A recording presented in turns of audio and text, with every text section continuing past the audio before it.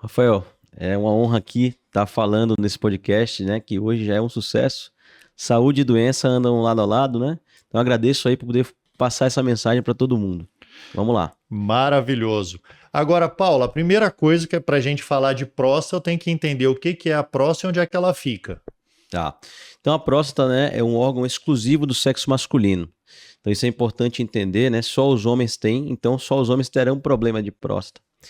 E é um órgão que serve para a nossa fertilidade. Então, para a gente poder ter filho de forma natural, a gente precisa da próstata, né? E ela fica onde? Ela fica exatamente na pelve óssea. A pelve óssea é a bacia.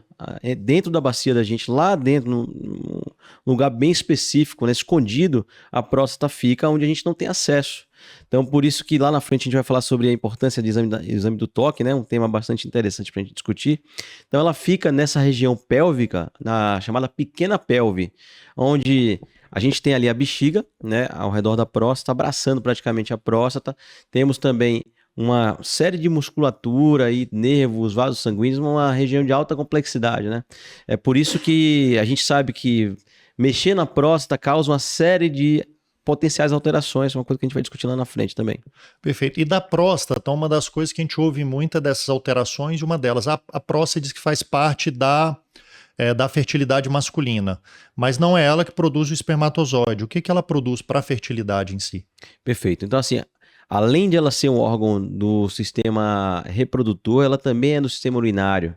Tá. Porque o canal chamado uretra passa por dentro da próstata. Na verdade, a parte final da uretra, ou começo, se a gente puder olhar de lá da bexiga para fora, é formado da próstata. Então a uretra inicial é prostática. Passa por dentro dela. Exatamente. E a próstata não produz nada relacionado à fertilidade, né? Ela enriquece o espermatozoide.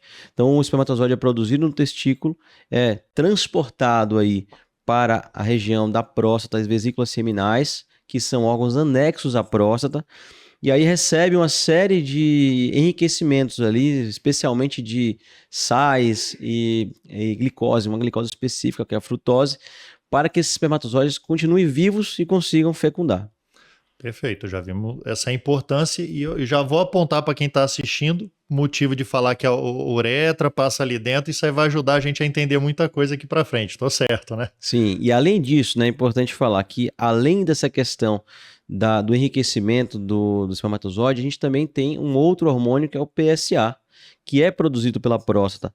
A princípio, a gente não entendia muito bem para que serviria o PSA, né? A gente estava ali perdido lá em 1970, e de repente a gente descobriu que o PSA serve muito bem para mostrar o que está acontecendo na próstata. E daí então surgiu a importância desse exame. Exame tão falado. Agora, para falar de próstata, vamos falar já, eu vou chegar batendo. Vamos falar do câncer da próstata, que é uma doença muito comum. Como é que é a realidade hoje no Brasil e no mundo?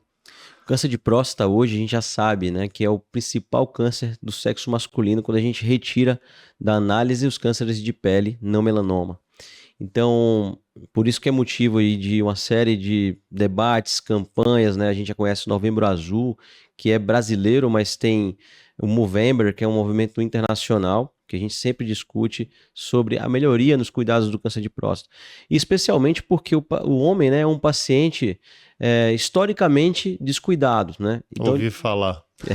diferentemente das mulheres, né, que as mulheres têm um cuidado mais específico, também tem uma situação que é peculiar, que a mulher tem a menstruação, que leva ela a procurar um médico já lá na infância.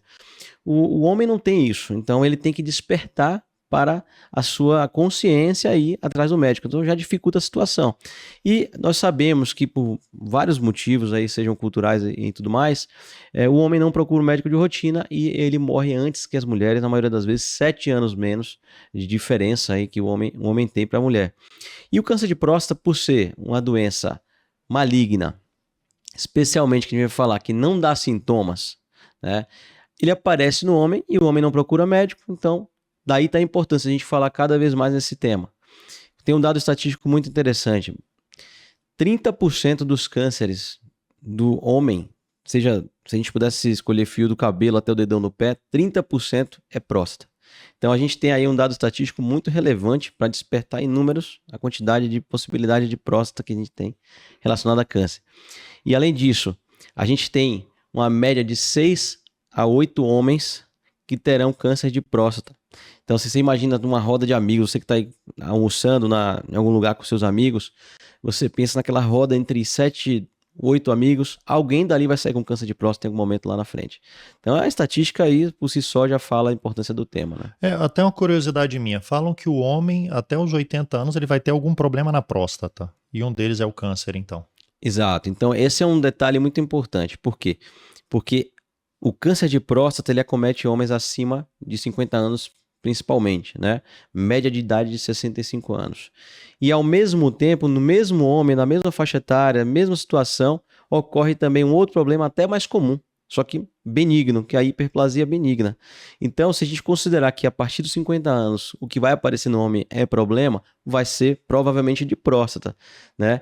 Estatisticamente, a gente, aí mudando um pouco o foco do câncer, 50% dos homens com 50 anos terão hiperplasia benigna. 80% com 80 anos também terão hiperplasia benigna. Então a estatística é muito alta. Então a próstata faz parte da prevenção total. O homem precisa se prevenir para ter essa segurança aí, não só da hiperplasia, mas principalmente do câncer.